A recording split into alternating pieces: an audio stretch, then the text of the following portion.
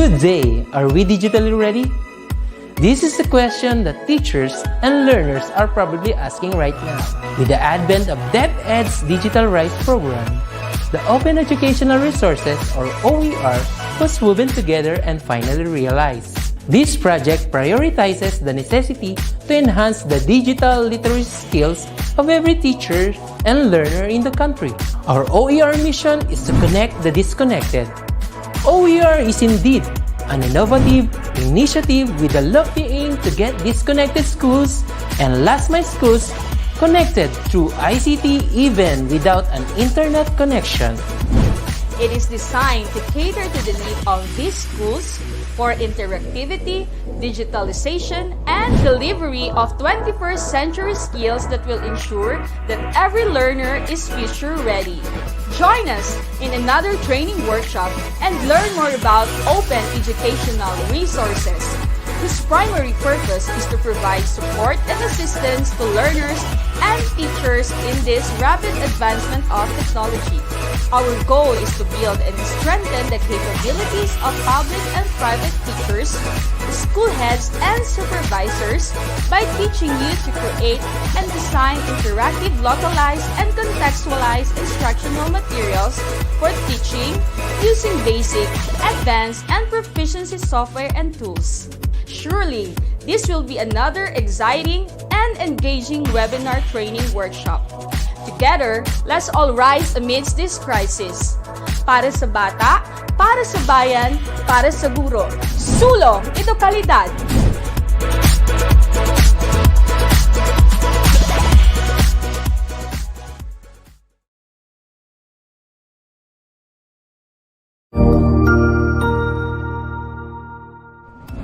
Magandang araw, Sir Wilbur po, at your service. Narito ang ETUlay upang gabayan ka sa inyong pag-aaral upang lubos na maunawaan ang iba't ibang paksa o subject. Ang ETUlay ay isang free online tutorial class na pinangungunahan ng ICT's Educational Technology Unit sa pamumuno ni Undersecretary Elaine Del B. Pascua. Ang programang ito ay hindi lamang para sa mga bata, kundi ito rin ay magsisilbing gabay sa mga magulang at mga guro kung paano nila ituturo o gagabayan sa bawat asignatura ang kanilang mga anak o mga estudyante. Sa kasalukuyan, ang self-learning module mula sa rehiyon ng Calabarzon at kilala sa tawag na pivot ang ginagamit sa ating ETUlay online class. Kaya ano pang hinihintay ninyo? Ihanda na ang inyong mga ballpen o lapis, papel o kwaderno at samahan kaming itulay ang pagkatuto para sa bawat batang Pilipino. Sama-sama tayong magtutulungan para malampasan ang mga hamon sa panahong ito. Halina't matuto kasama ang inyong online tutor sa oras na ito.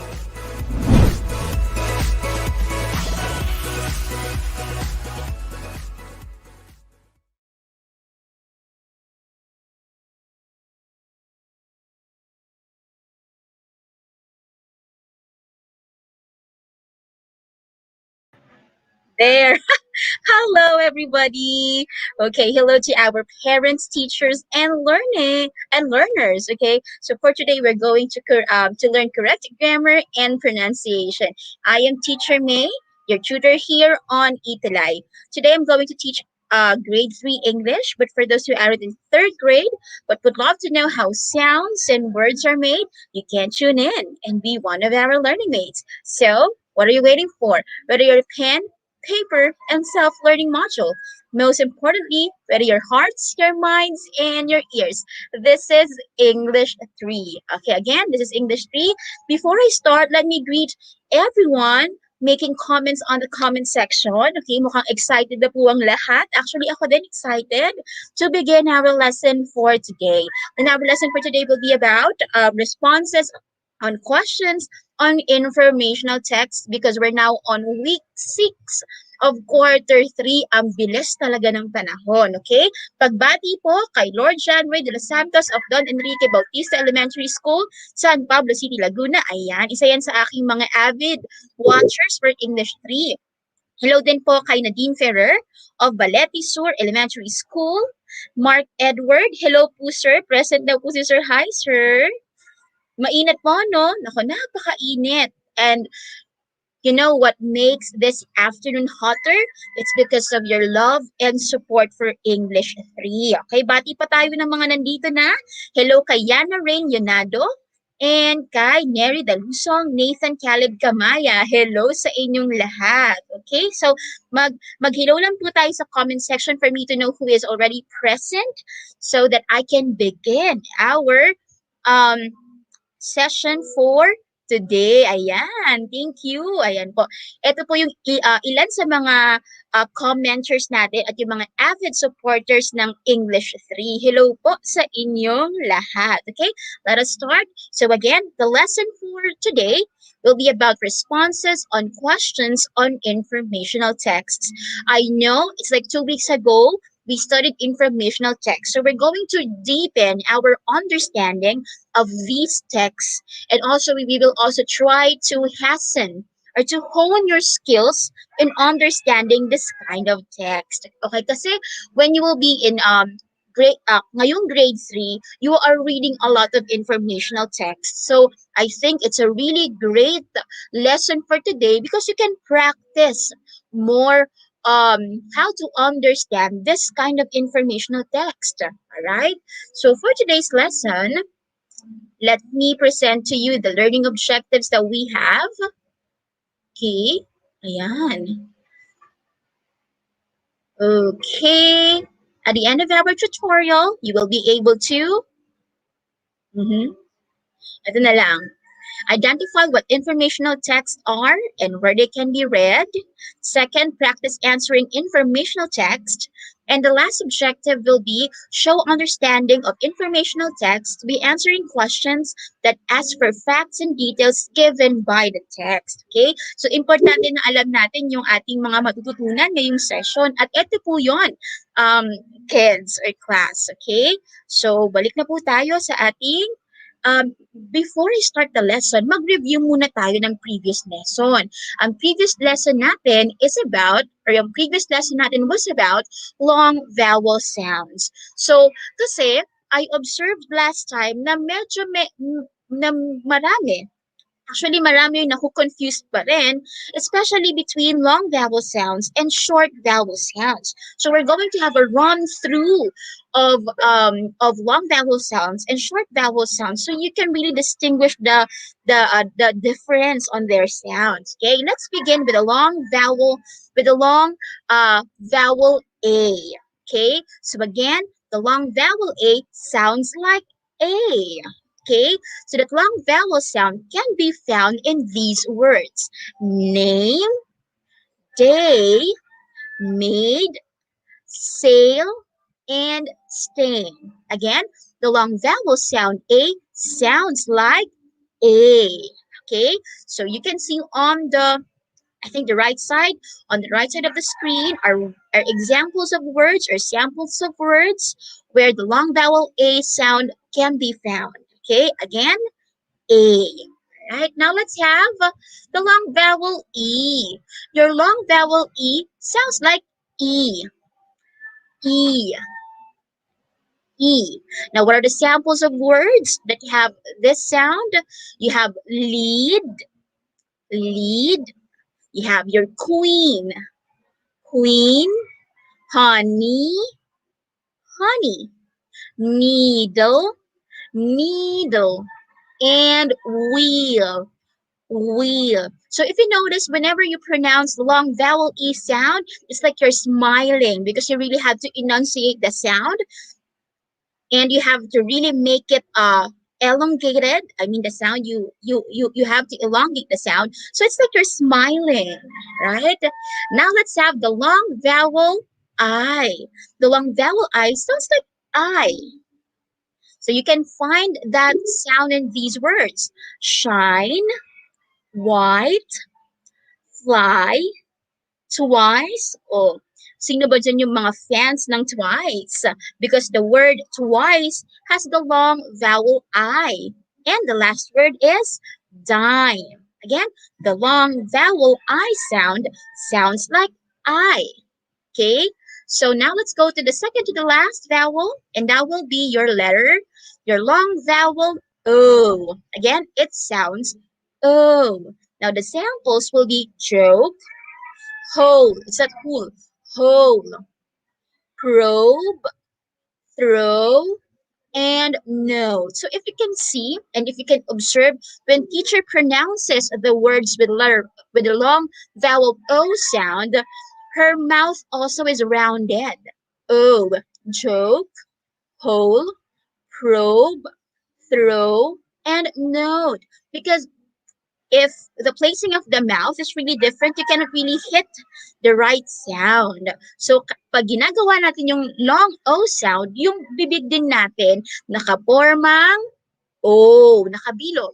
Okay? Now, let's have the long vowel U. Again, like what I discussed last time, the long vowel U has two sounds. U and U. Okay? You might be confused with the long vowel O and with the long vowel U kasi dalawa sound niya. Pero ang long vowel O ay O. O. O, tama si Daisy. Si Daisy Jewel sabi niya arrow. Yes. That word has the long O sound.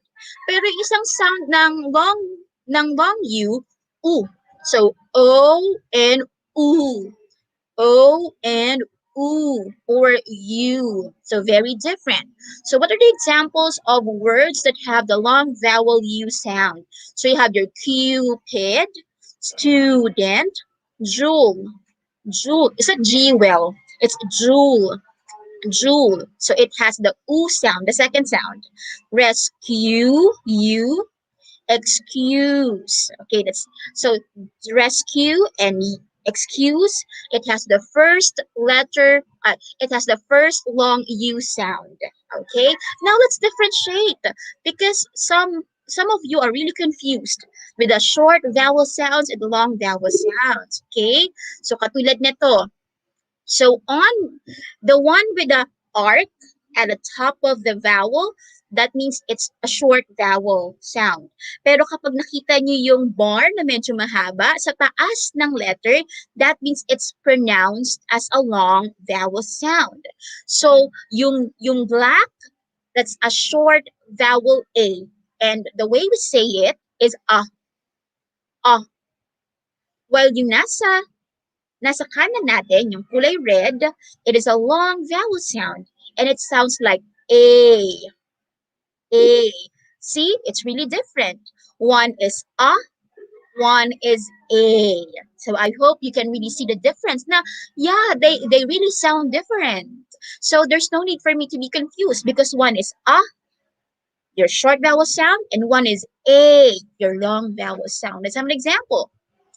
So you have your mat, short vowel A, and mate, mate, long vowel sound. Now let's have the second one. Again, yung kulay black, that's the short vowel E, it's eh.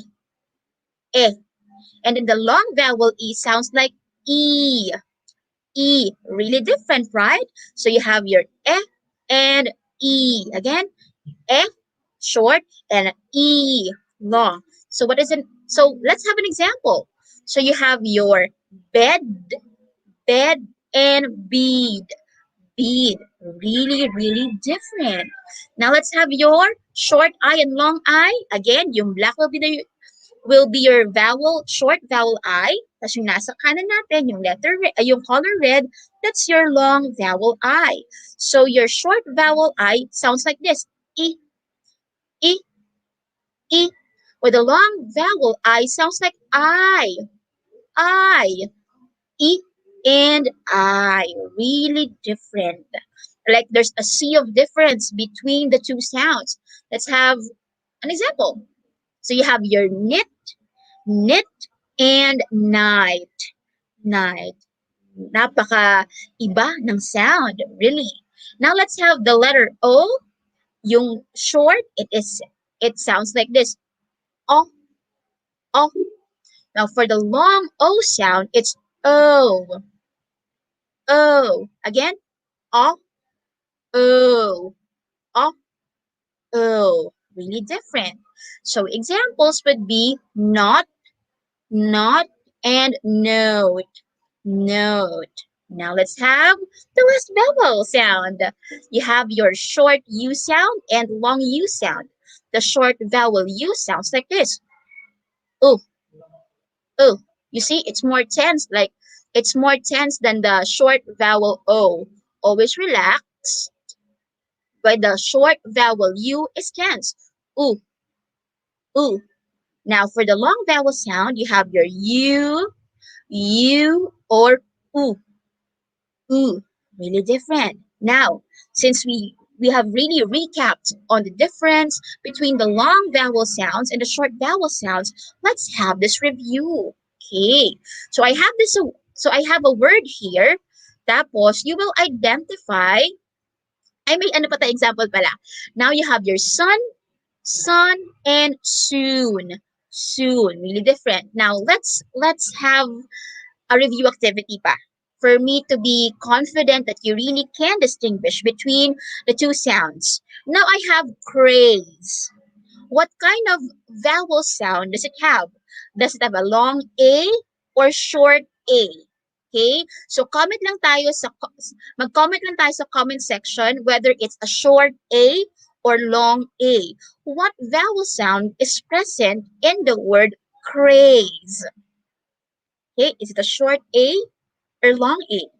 Sabi ni Maritz Valeris Bande, it's a long vowel A, and it was followed by Neri and Lord. Oh, let's see if that is correct. For craze, it has the long vowel A kasi meron siyang A. Craze. Very good. Now let's have the second word. You have the word guest. Guest. So does it have a short vowel E or a long vowel E? Si Kay, naglagay siya ng tamang symbol ng letter A. Long vowel A. Thank you for your effort, Kay. We're now on the second word, guest. Anong sound ang meron sa guest? Short vowel E or long vowel E? Okay, parang nauna ulit si Marites, next Heavenly, and Christopher. Tama yung mga sagot nila. For the word guess, you have the short vowel E. Bakit? Kasi it's not E, but just E. Guest. E. Very good. Okay, parang lahat tama. Si Nadine, again, it's not long E. The word guess doesn't have a long E sound kasi ang long E sound ay E. Pero sa guess kasi it's E. So it's a short vowel E. Now let's have the third word. Let's have which. Which. We're now on the third word. Your third word is which. Now, does this word have a short I sound or a long I sound? Let's see. I'm now checking the comment section. Again, the word is which. Yan, sabi ni Marites, ni Shirley, ni Prince, at ni Annie, it's the short vowel I. Very good. Kasi it doesn't sound I, but I. Which. So, it has the short vowel I. Now let's have the fourth word, toast. Again, the word is toast. Tell me if the sound in this word is a long vowel O or a short vowel O. Toast. Long ba o short? Okay, let me check your answers now in the comment section. Sabi ni Kurt Tolentino, it's long O daw. Sabi rin ni Yana, long O. Okay, nagsunod na yung mga sagot, and that is correct. Toast has the long O sound. Ang galing-galing naman. Now let's have the last word. Let's have the word young. Young. So, does it have the short U sound or the long U sound? Again, the word is young. Young. Okay? Let's see. Okay. In fairness with your answers, no, tama naman most of your answers. Okay, let's check now. Okay, so for young, it really has the short U sound. Ang galing naman. So that means you can really distinguish the difference between the short vowel sounds and the long vowel sounds. Very good. I'm so proud of you. I think I am now confident to move to our next lesson. And again, the lesson will be about responding on questions about informational texts. First, what are informational texts? From the word information, you get the idea that these texts are non-fiction texts that provide facts and data to the readers. Now, when we say non-fiction text, kasi we have uh, by meron din tayong two kinds of text. One is fiction and one is non-fiction. When we say fiction, it is based on one's imagination. Fiction, hindi totoo. Pag non-fiction, it is based on truth, kung ano talaga ang nangyari. So we get the idea that informational texts are based on things that happen in real life, based on real events, real people, real animals, real things. And the main purpose of this text is for us to know facts and details. Now, where can we find informational text? We can find informational text in textbooks. So when we say textbooks, ito yung ginagamit natin, no? For our subjects, mostly our modules have informational text too. Procedural texts. What are procedural texts, teacher? Procedural texts are those texts that give us steps or procedures to do something. Example, cookbook. Kung paano magluto ng adobo, kung paano magluto ng mechado, paano mag-fold ng paper, paano magawa ng origami. These are samples of procedural texts. Essays, uh, especially if it's based on real events in real scenarios. News, syempre, 'di ba, kailangan ng news dapat totoo. Hindi siya dapat based on lies. It should be what is really happening in our society. Autobiographies, because it's pwede rin biographies and autobiographies, because when we say biographies, it's about one's life. Kaso nga lang, when we say autobiographies, you are the one to write your own biography or your own life story and magazines. Okay? Now that we know what informational texts are and where we can find these informational texts, dun tayo, maghanap tayo ng sample. I'll be giving you a sample of an informational text. Okay? So, this is about snakes. Ang title nga po ng ating text ngayon is all about snakes. So let me read to you this text. Snakes are scary, yet interesting animals. They are reptiles and are cold-blooded. They are limbless, wala silang limbs, and has elongated body and tail. They can smell with their tongues. They do not have feet. They do not have ears, but they can hear through their jaw. Amazing, right? They change their skin from time to time. A number of snakes have venom that can kill their prey. So when we say prey, yung kakainin nila, okay? Their venoms are also used to create antidote. When we say antidote, yung substance panlaban sa poison, sa lason, against snake bites. Wow! So yung venom nila pwedeng panlaban sa venom ng ibang snakes. Powerful. They are carnivorous. That means they eat meat. They don't eat vegetables. They eat fish, chicken, mouse, birds, bat, and other animals. Now, my first question. The text provides a lot of information about. So, or to cut it or to make it short, what is the text all about? Comment in the comment section. What is the text all about? Or the text provides a lot of information about. What did we talk about in this text? Okay, tingnan natin. Snakes, very good, Yana, Marites, and Heavenly. The text provides a lot of information about snakes, no?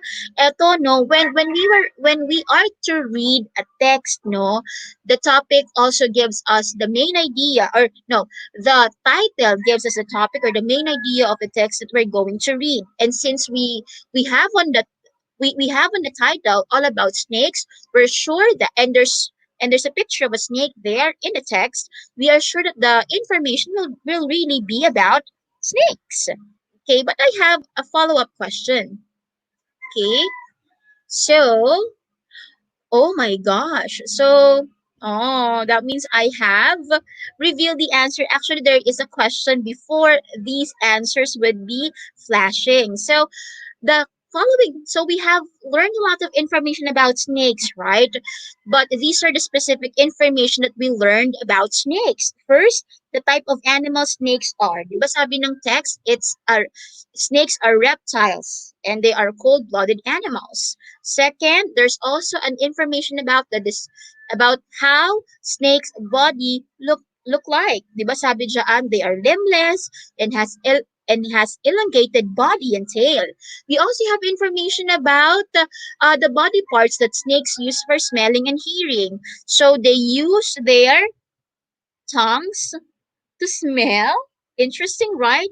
And they use their jaw to hear things around them because they don't have really ears, no? Wala silang ears.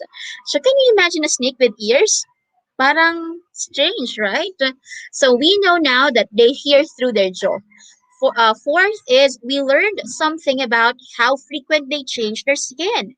So sabi sa text, they change their skin from time to time, no? Lagi sila nagpapalit ng skin. Maybe it's for them to regulate their bodies with the changing temperature, no? Minsan mainit, minsan malamig, so they have to shed some skin.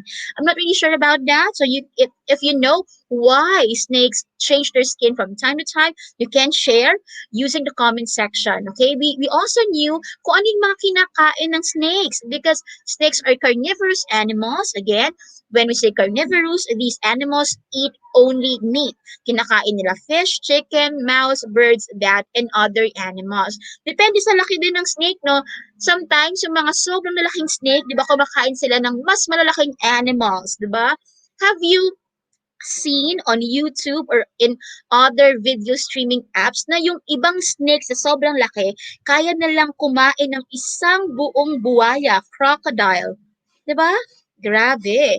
Next, meron pa sabi ni Marites, when they get bigger, they change skin. Oh, thank you, Meritus, for sharing that information, no? So, tama yun, na to accommodate yung kanilang growth, they have to shed skin.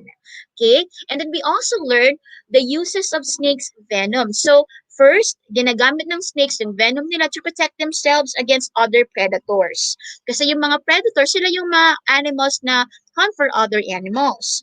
So, they use their venoms to protect themselves. And one good or isa pang purpose ng venom is to be an antidote, pang anti-laso, no, sa ibang venom ng other snakes. So, it's really amazing. And then alam ko din, no, yung venom din ng snakes in other countries or yeah, I think in the Philippines too, meron siyang medicinal purposes. So pwede siyang i-process and gawing medicine. So it's really a wonderful thing, no? Hindi lang pala talaga poisonous ang venom ng snakes. It has a bigger purpose than that. Okay? Now, this is just an example of an informational text. Definitely, when we are to understand informational text, it's a skill that we have to develop over time. Hindi siya yung, alam ko nang mag-understand because comprehension is built through a lot of practice and reading. Okay? So we have to know that factual information or details are presented in informational text. So there will be a lot of facts and details when we are reading informational text. These texts provide specific details about particular persons, places, things, events, and topics. Now, minsan kasi, when we are reading informational text, will be lost with a lot of information that the text provides. So, how can we really sort out information? Example, kailangan ko lang malaman sino, kailangan ko lang malaman saan, or kailangan ko lang malaman bakit. So for us to sort specific details from informational text, we can use WH questions. We can ask what, who, where, when, why, and how. So example, dun sa binasa natin na all about snakes. Uh, What do snakes, sa dami ng information, you just want to know kung ano yung mga kinakain ng snakes. Your question should be, what do snakes eat? Diba? So you will land with the answer, they eat rat, they eat birds, they eat other smaller animals. Diba? So for you, again, for you to be able to get the information that you would like to get from informational text, because this text has a lot of information, you can ask WH questions to yourselves. Okay, example, why do snakes have venom? Diba? So that's one question. So snakes have venom because it's for them to protect themselves against other predators, and venom is also used as an antidote for other snakes' venom. Okay, so I think malinaw yon na we can use WH questions if we really have to get specific details from informational texts. Okay? Now, let's have a sample again. Mag-practice pa tayo. So, I am confident that you can really understand informational text that is right for your grade level, okay? And our text will be about Calabarzon. Sino po ba dito ang mga taga Calabarzon? Okay, can you comment a heart, no? If you belong, if you are studying in one of the places in Calabarzon, okay, you can comment there. Kasi I'm not from Calabarzon, I'm from the National Capital Region, but I would like to know, sino ba sa mga estudyante ko ngayon ang taga Calabarzon, okay? Yan, si Jasmine, nag-comment ng heart. Sabi ni Lord, taga Calabarzon. Si Jasmine, si Nathan, si Ahmed. Ayan, no, ang dami taga Calabarzon dito. And our next informational text is about Calabarzon. Okay, so if you can see, Calabarzon is one of the places here in Luzon. Actually, it's one of the regions, no? Region 4A, no? And Calabarzon means Cavite, Laguna, Batangas, Rizal, and Quezon. Ayun, marami. Sila Gabriela, sila Yulin, si Zyren, si Lizelle, si Rafael, sino pa? Si Bohol. Sorry, I cannot really pronounce your name because it's really long. Okay, pero I can see that there are so many Calabarzon students here on the comment section. Hello! And the text will be about your region, okay? So, dun na tayo sa text about Calabarzon. Let me read it to you. Quezon Province is the largest province in Calabarzon in terms of land area. The province is divided into 2 cities and 39 municipalities or towns. So it's really big that it has 2 cities and 39 municipalities or towns. Kaya naman pala, okay, it is the largest in terms of land area, and it really has lots of cities and lots of municipalities too. Now, Lucena is its capital city. Kalilayan was the first known name of the province. So, before it became Quezon Province, the first recorded name of Quezon City is Kalilayan. It was later renamed Tayabas. So, Kalilayan to Tayabas. In honor of the former governor of the province, who later became the second president of the country, Manuel Luis Quezon, the province name was then changed to Quezon. So that's interesting to know. Sino po ba dito yung mga taga Quezon province? Is there someone here na taga Quezon province? But I really like the history of your city, from Kalilayan to Tayabas to Quezon province. And Quezon province is like Quezon's province. That's why it became Quezon Province later on. Wow, that's so interesting. Diba? Ang dami natin nalaman about Quezon Province. But I will be giving you 5 questions about the text for me to check if you really have understood the details and the facts given here. Okay, let's have the first question. What is the largest province in Calabarzon in terms of land area? So in the comment section, please write the number you are answering and then the letter of your answer. Again, number 1, what is the largest province in Calabarzon in terms of land area? A. Quezon, B. Laguna, C. Rizal. Okay? So we will not go back to the text because you have to remember also. You have to hone your remembering skills so you can answer all these facts and details. Okay? Ang dami. Okay. Tingnan natin kung tama ang sagot ng marami. And most of you answered letter A, Quezon. Very good. Now, how many cities and towns are there in Quezon Province? A, 4 cities and 39 towns. B, 3 cities and 39 towns. C, 2 cities and 39 towns. We're now on number 2. Okay, meron akong unang, ay Lizelle, I think Laguna is not the answer. It's Quezon Province. Okay, we're now on number 2. Tingnan natin. Is letter C the correct answer? Tingnan natin. O parang wala namang sumagot ng ibang letter. And the correct answer is really letter C.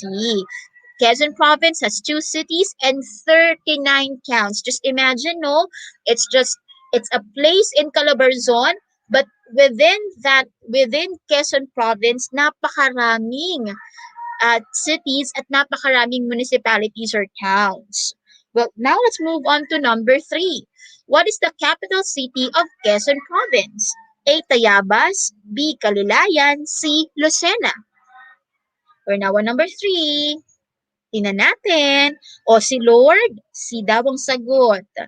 Sabi ni Zyren, it's letter B, Kalilayan. Sabi ni Julian, letter B.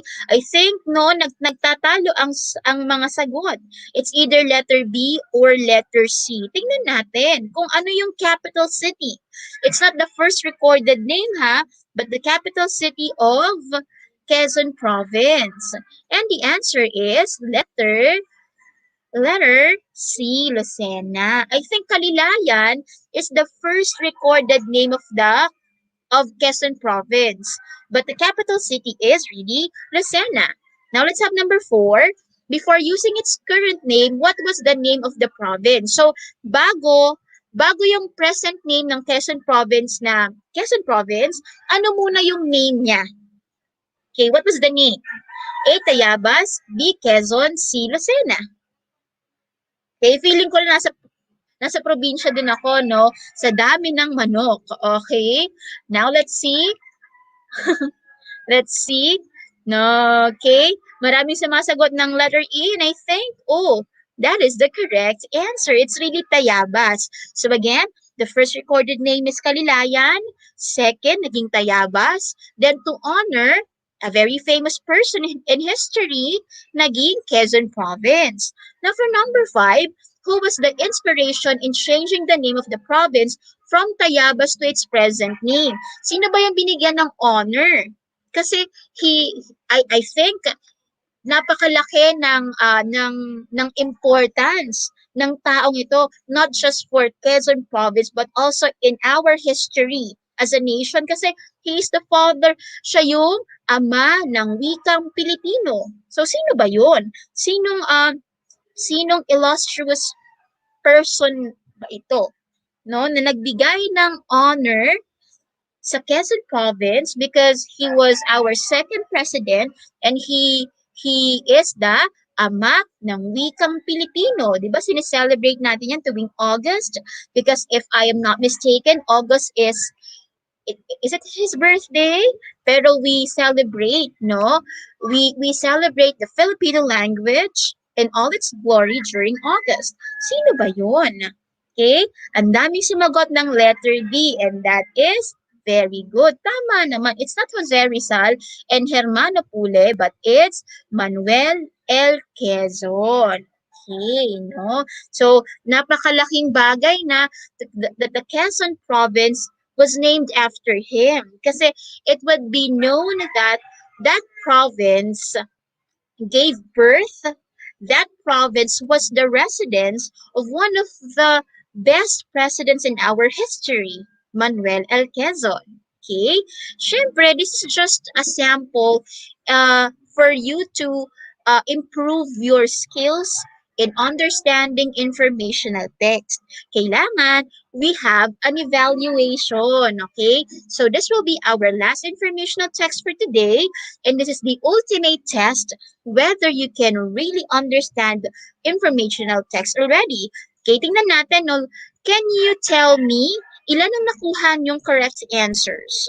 Okay, let me check. Please be honest, no? In telling me your correct answers. Did you get 5, 4, 3 and below? It doesn't matter. Teacher just want to know if you are ready to understand informational text. Maraming naka-5 like A. Ross, Lord, Mary, Yana, Heavenly, Joviner.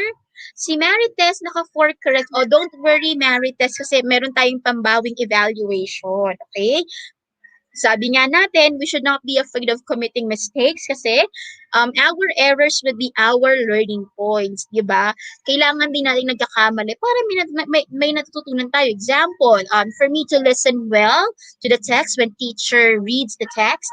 Second, for me to remember facts and details as many as I can because teacher will not go back to the text anymore. She will proceed to the questions right away. Yan, ang daming naka-5. Like Ashley, si Ahmed naka-3. Don't worry, Ahmed. May pambawi tayo later. I think this time, no, you can have more correct answers. Si Tala, 4 lang po, mali po ako sa number 2. Okay, thank you for your honesty, Tala. No? Kasi he or she said na number 2 siya mali. Okay, ayan. Pero maraming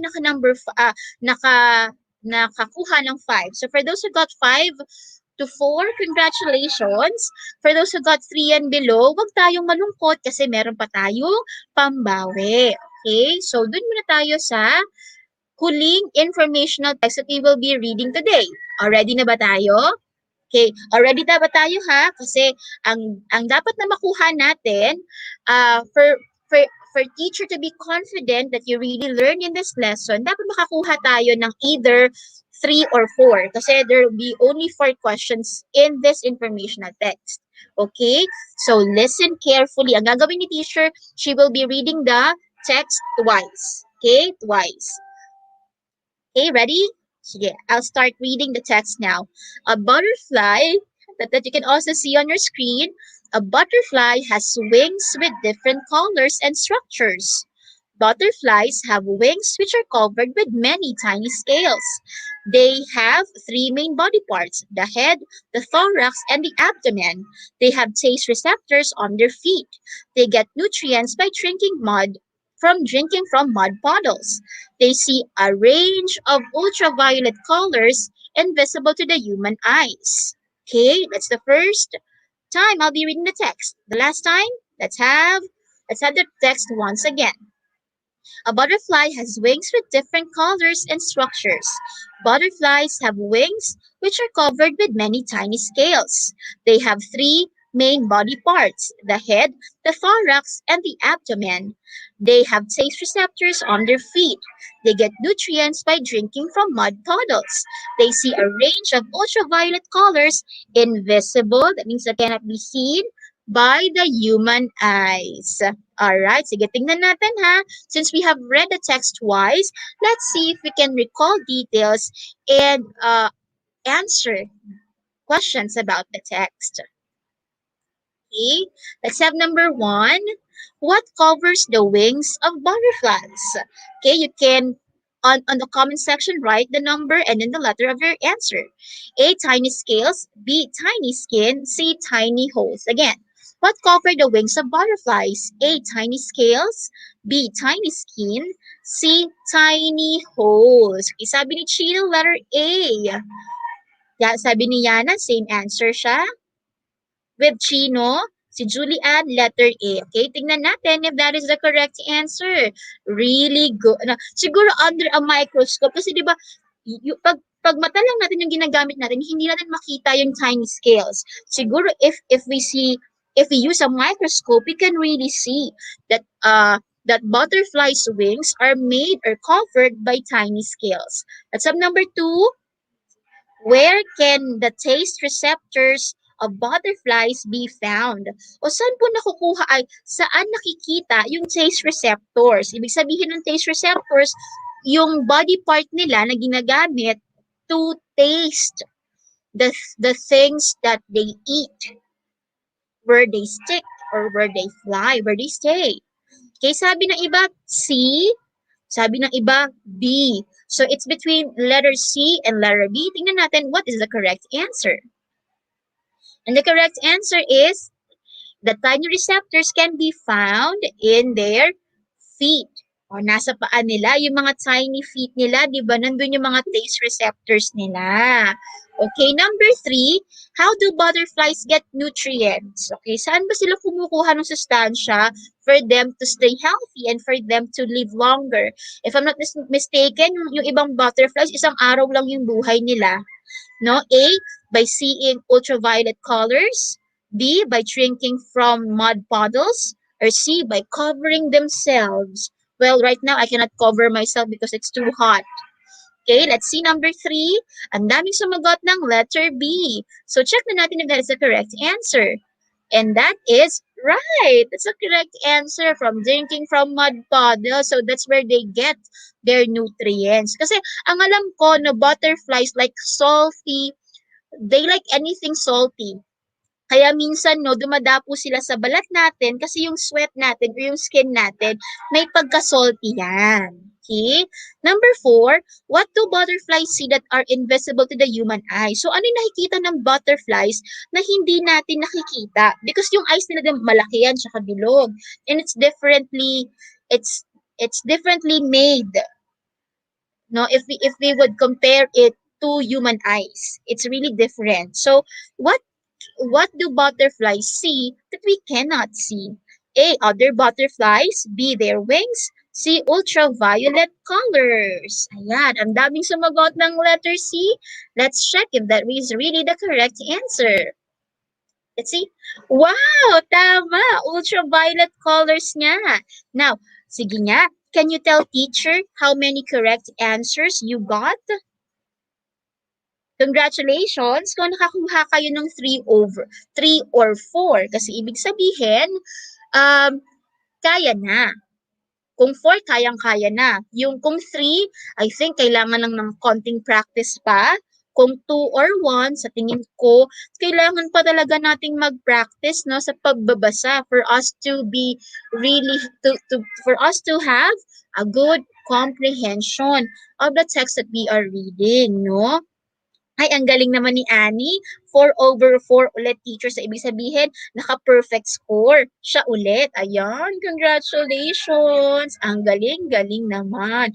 I cannot really say all your names, but I am now checking your score. So, ibig sabihin, no, lahat kayo ay nagpa-participate actively. Kung isa ang mali, ibig sabihin, konting practice na lang, okay na.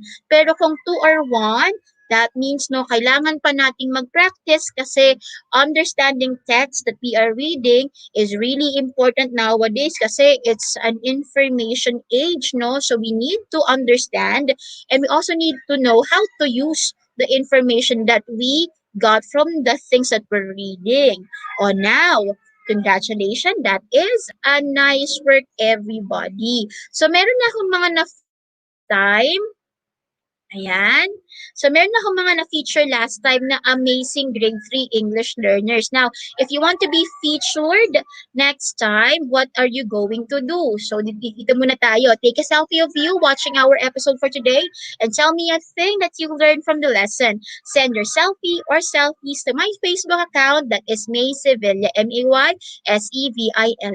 So, what did we learn today? Let us summarize the things that we learned today. And that is informational texts provide data and details that help us know better the things around us. When extracting data and details from this kind of text, creating questions using WH questions, who, what, where, when, why, and how is effective and helpful. So wag tayo ma-frustrate kung nagkakamali pa tayo ngayon kasi comprehending text is really a skill. And if it's a skill, that means it will not be built overnight. It will be better through practice. And with Teacher May, definitely mag-practice tayong magbasa and understand text and the kind of text that we're reading. So ulit, if you want to be featured next week, just do the following instructions. So I hope that I will be seeing you next week. No, marami pa tayong matutunan. And wag tayong makakalimot na tumutok sa English 3 at sa iba pang ETUlay session kasi for sure, maraming kayong matututunan. So have a nice day everyone! Bye!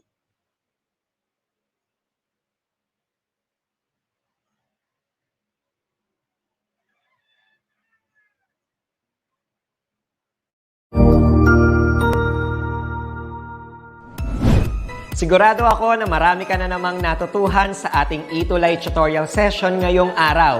Tandaan, ito ay hindi lamang para sa ating mga mag-aaral, kundi pati rin sa ating mga minamahal na guro at mga magulang na kaagapay natin para maituloy ang pagkatuto sa kabila ng nararanasang pandemya. Patuloy ding sumubaybay sa DepEd TV para sa mga araling ginawang video episodes. Mapapanood ito mula Lunes hanggang Sabado, alas 7 ng umaga hanggang alas 7 ng gabi sa inyong mga telebisyon. Abangan bukas mula 1:00 ng tanghali ang iba pang aralin sa ating ETUlay free online tutorial session sa Filipino. I-like and subscribe at manatiling nakasubaybay sa ating ETUlay tutorial session sa DepEd Edtech Unit FB page at Educational Technology Unit channel sa YouTube at sa DepEd Tayo at DepEd Philippines social media accounts. Paalam!